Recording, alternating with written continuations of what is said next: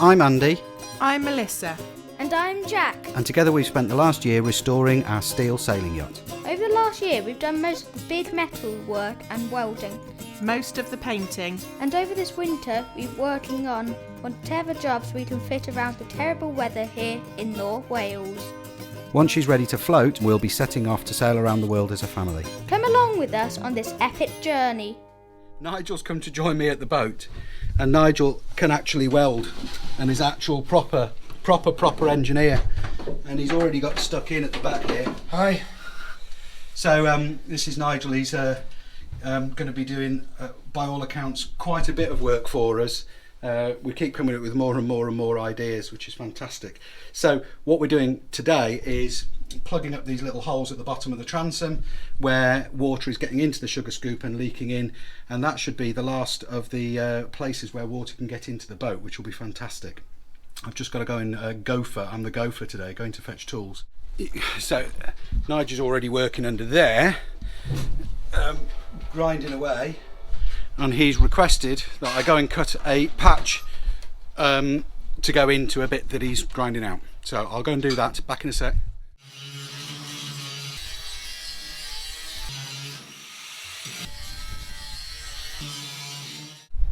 Two patches. Gas on. How many litres a minute do you want?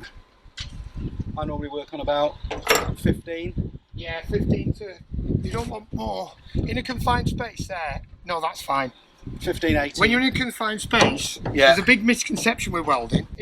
When you're welding, people tend to, when they get bubbles in the weld, they'll turn the gas pressure up thinking I need more gas. Yeah. What that does is, as it's flowing, creates a vacuum behind which sucks oxygen in. Got you. And then so turning it down is often better than turning it up. Right. I'm with you just want to gently shroud your welding in gas.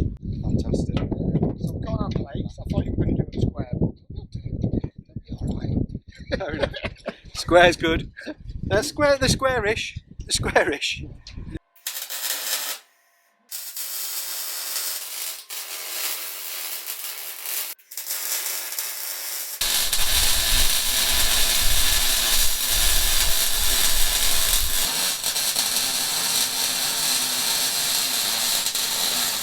So now we're into stick welding instead of MIG, because the MIG welder needs a new tip and I can't find any tips. It's flipping typical. After all the work I've done with that MIG welder, and it's fantastic, there's now a problem with the gun and the tips gone, and I can't find the box with my other welding tips. So Nigel has gone to his car to fetch his stick welder, so we're going to be switching from MIG to stick, which is a good job that Nigel's here, because I can't stick weld to save my life. But there you go, we're on to stick welding now in a minute. I love this welder, but it's a bit noisy. It is a little bit noisy. What makes that? Welbeck. Welbeck. It's Welbeck. Dutch. It's Dutch, but it's AC and DC TIG. Oh right. Oh, so you can actually do aluminium with that? Aluminium and stainless, yeah. Right. Okay. I absolutely love it. It's an absolute cracking welder. Do you do much aluminium? A lot. I love it. I like welding aluminium more than anything. Right. Okay. 6013s. 6013s. Just doing a test run on a piece of steel to get the amps right.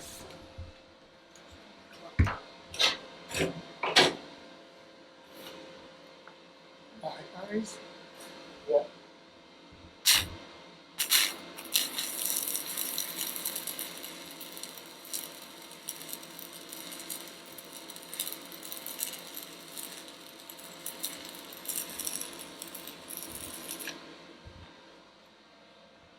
Oh, I love that smell.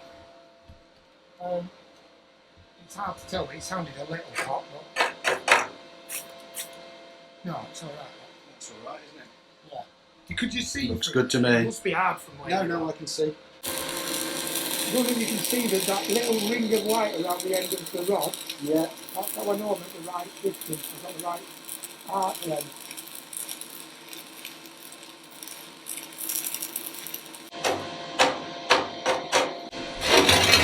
See around the edges, you can see where the heat's gone to there. Yes, yeah. You want a nice even, it's called your has line, heat affected zone. If it's all the way out here, you've got too much heat going in. Right.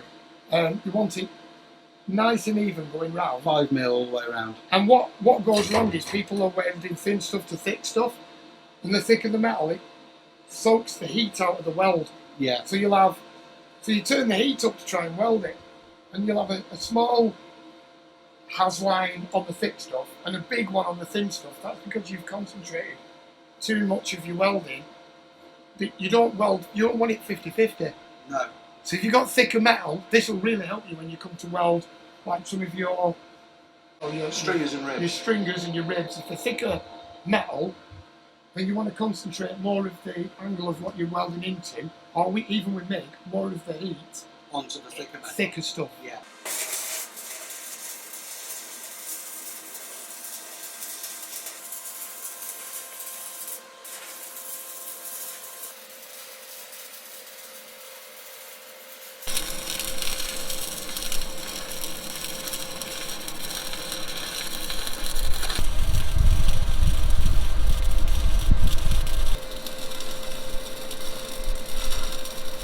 So while Nigel's welding up some of those little holes in the transom, I'm going to start cleaning up the bathing platform lid, top, deck, whatever you want to call it, because we're hoping that tomorrow we're going to actually get this welded in place.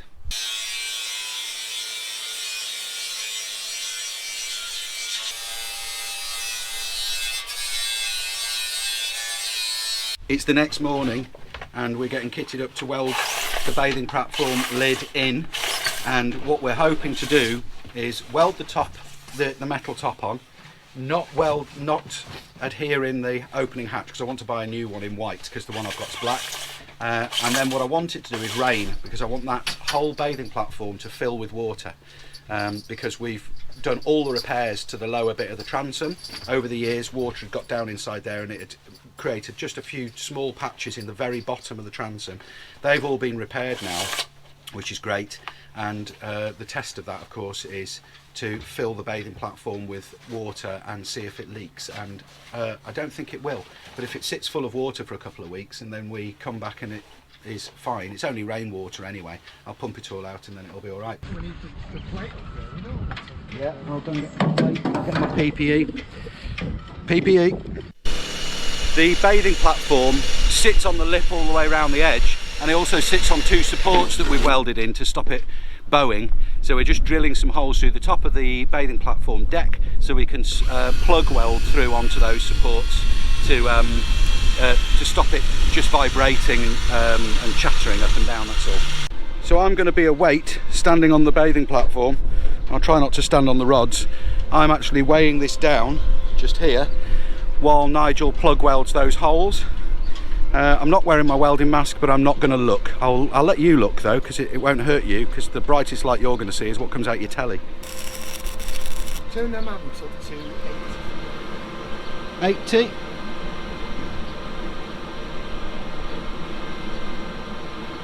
80. Lovely. Right. Yep. Right. It's a contortionist job this now. It's blowing an absolute gale. It must be 20 knots gusting at 30, and this would just be impossible without a stick welder.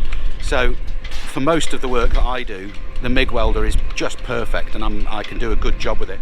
But one thing we're talking about as well is Nigel spending a bit of time teaching me how to stick weld properly, because obviously Nigel can't be here all the time.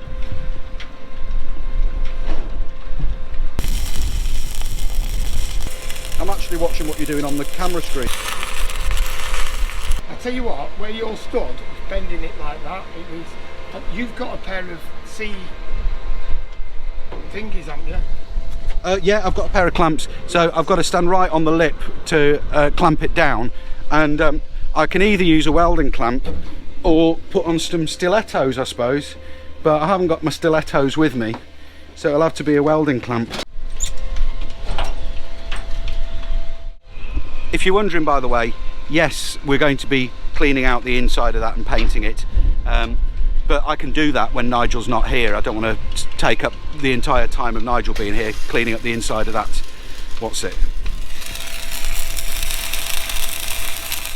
So what Nigel's doing is just putting tacks all the way around to make sure we've got it down and in the right place, and then he's going to seam weld all the way around it. We're just talking about how, when I weld, what pattern I draw with my welding gun when I'm MIG welding.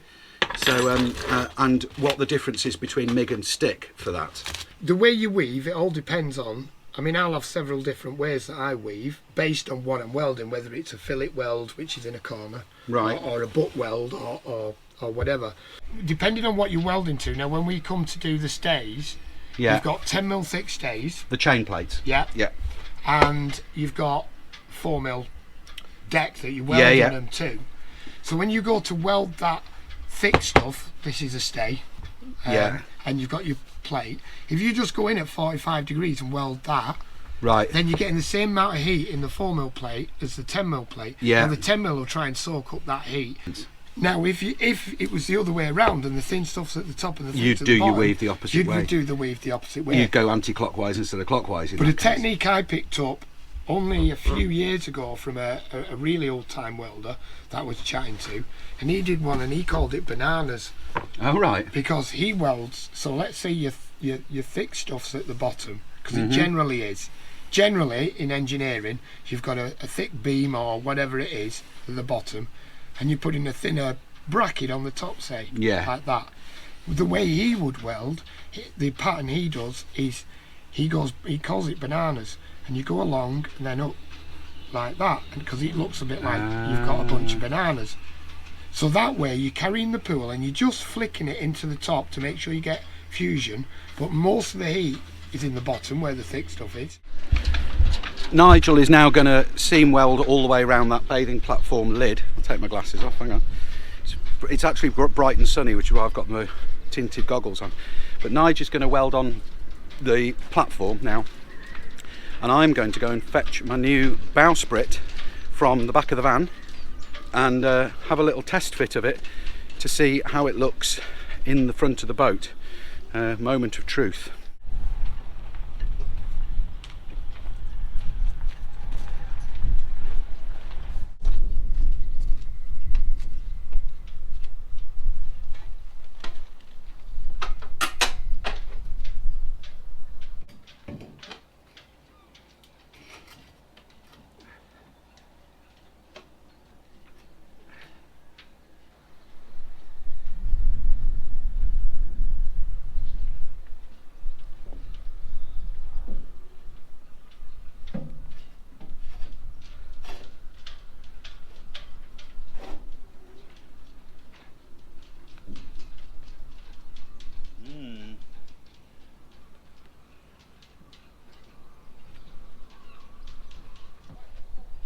Yeah.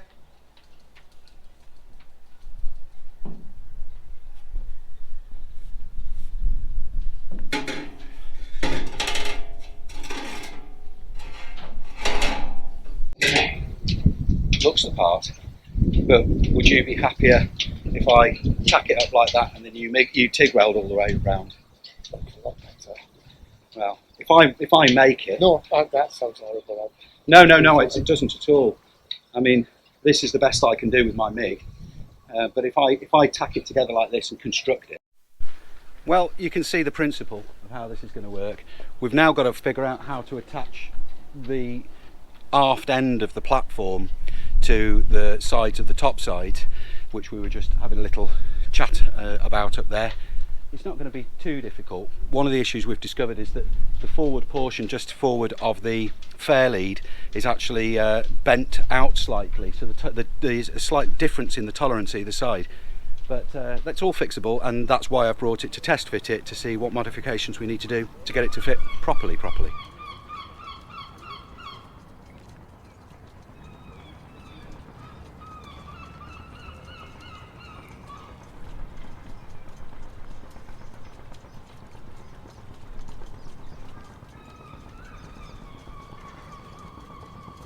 Nigel's still welding on that bathing platform.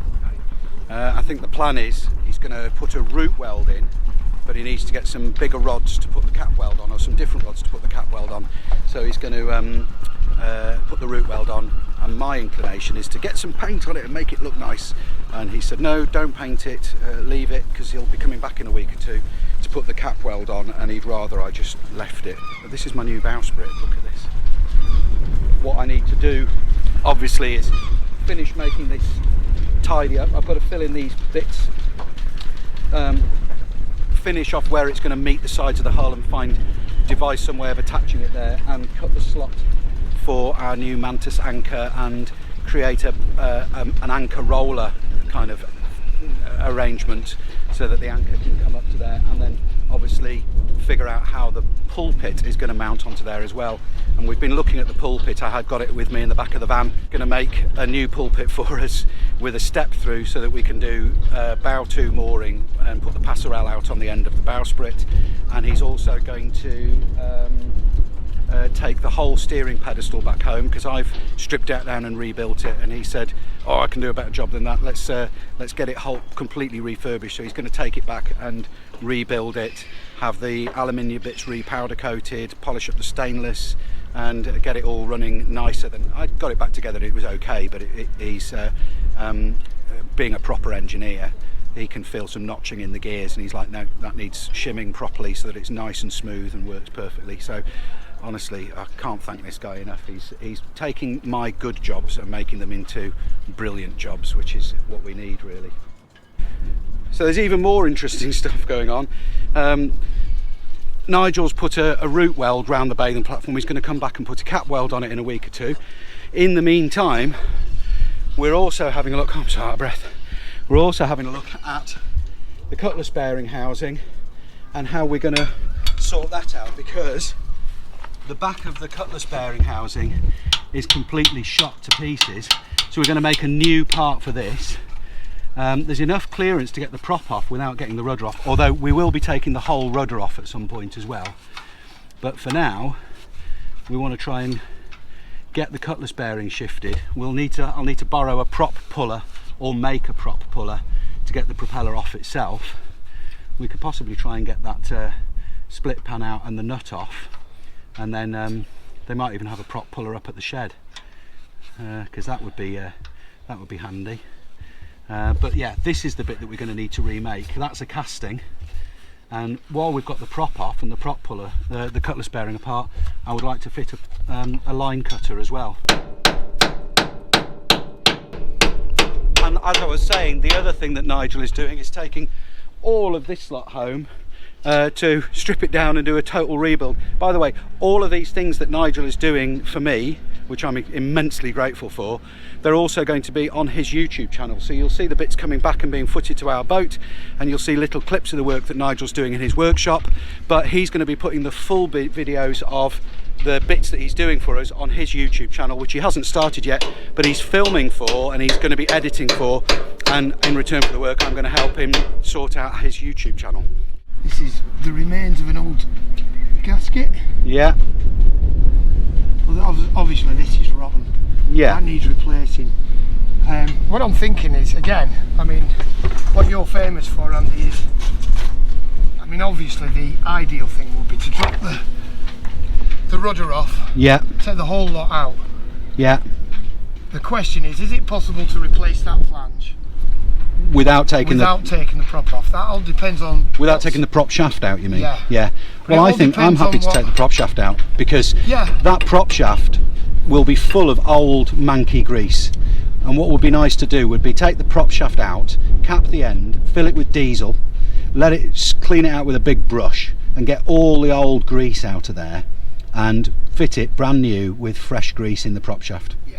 And we need to replace this. So replace the whole of that. Cut that probably halfway along there, to give us a nice edge to get. We need to be able to. So I'll put a collar. I'll make the new plate with the collar on. Yeah. Phone's always got. That's all right. Bloody time. Always the case, isn't it? Yeah. So if this was cut halfway along, and I make a new plate with a collar on, to join up to that, and then we can get a really nice weld around that edge to put the new plate on. Fantastic.